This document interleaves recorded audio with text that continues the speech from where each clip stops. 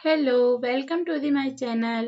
जैसा कि मैंने कल आपके सामने ठोस के बारे में, सॉलिड के बारे में कुछ आपको बताई थी, डेफिनेशन बताई थी। तो चलिए आज मैं आपको ठोस सॉलिड के बारे में कुछ और बताना चाहती हूँ। तो सॉलिड के बारे में आज मैं आपको बताऊंगी कि सॉलिड के कुछ गुण भी होते हैं जिसे हम कहते हैं कि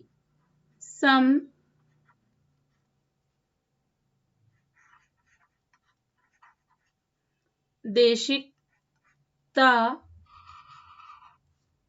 और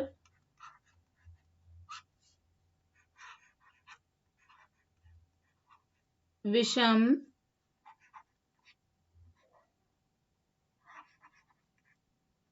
देशिकता।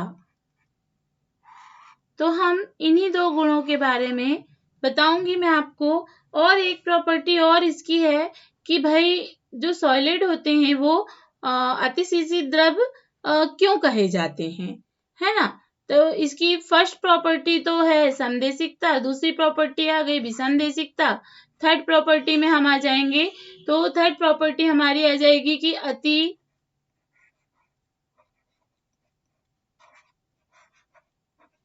अतिशीतित द्रव क्यों कहते हैं हम, क्यों जो कुछ ठोस होते हैं उनको अतिशीषित द्रव ठोस क्यों कहा जाता है। इन्हीं सब बातों पे आज मैं आपको चर्चा करके बताऊंगी कि व्हाट इज समदेशिकता, व्हाट इज समदेशिकता एंड अतिशीषित द्रव। ओके, नाउ चलिए स्टार्ट करती हूँ मैं। तो यहाँ पे मैं सबसे पहले आपको ये बताऊंगी कि भाई जो समदेशिकता होती है ना। तो समदेशिकता जो होती है वो ठोसों के जो गुण होते हैं, इट मीन्स जो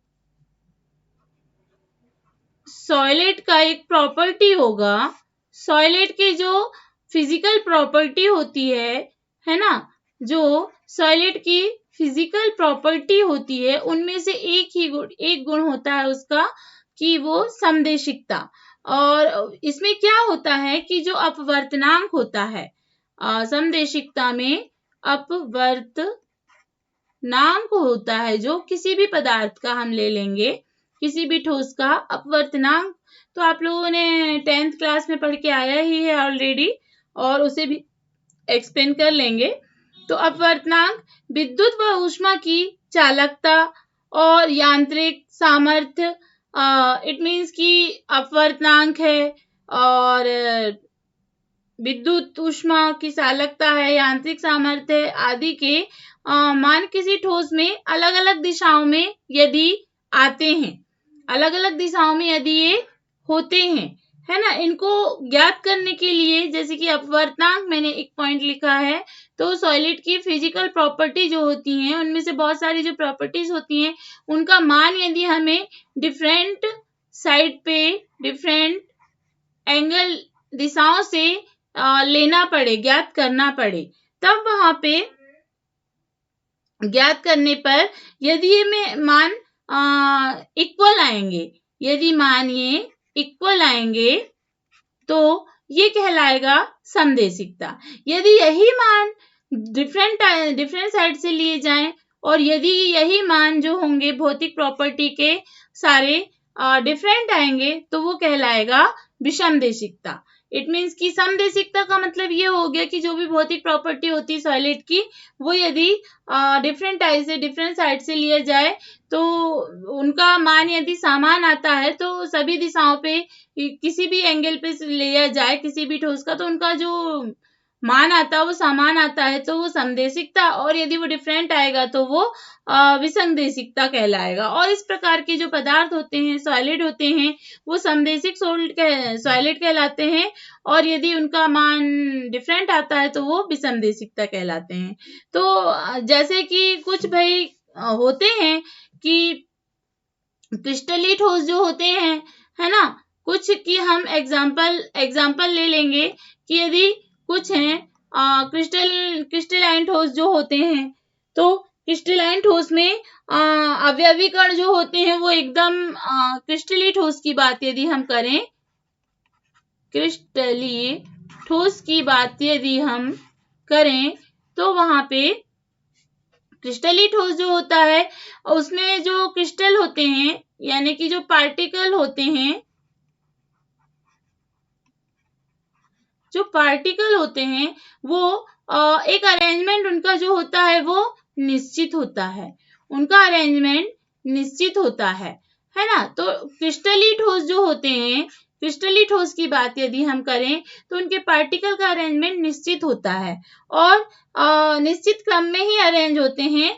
और यदि इन्हें किसी भी एंगल से इनका आप लेंगे मान, कोई भी डिफरेंट इनकी भौतिक प्रॉपर्टी लेंगे तो वो हर तरह से सेम आएगी, हर प्रॉपर्टी में समानता नजर आएगी।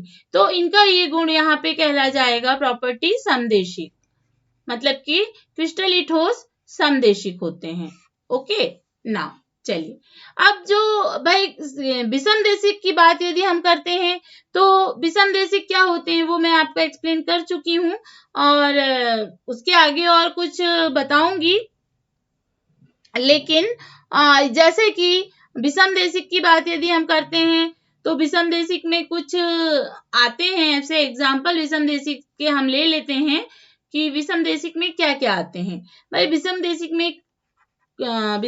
में कांच की बात आ जाती है, क्वार्ट्ज, ठीक है। और यदि हम बात करते हैं सिलिका, सिलिका का जो क्रिस्टली गुण होता है उसकी बात यदि हम करते हैं तो ठीक है। और जैसे कि कुछ और भी हैं ऐसे ही एग्जाम्पल जो कि विषमदेशिकता का गुण प्रदर्शित करते हैं। इनके अलग अलग साइड पे लेंगे यदि तो अलग अलग दिशाओं पे ये अलग अलग ही अपनी प्रॉपर्टी शो करेंगे और डिफरेंट डिफरेंट होंगे। इनका कोई वो निश्चित वो नहीं होता है। क्रिस्टली ठोसों का हम लोग ऑलरेडी पढ़ चुके हैं कि निश्चित गलनांक होता है, निश्चित क्वथनांक होता है, लेकिन अक्रिस्टली का ऐसा नहीं होता है, उनकी नेचर पे डिपेंड करता है। तो नाउ चलिए, इतनी चीजें तो आपको क्लियर हो चुकी होंगी आज के दिन कि व्हाट इज समदेशिक एंड व्हाट इज विषमदेशिक।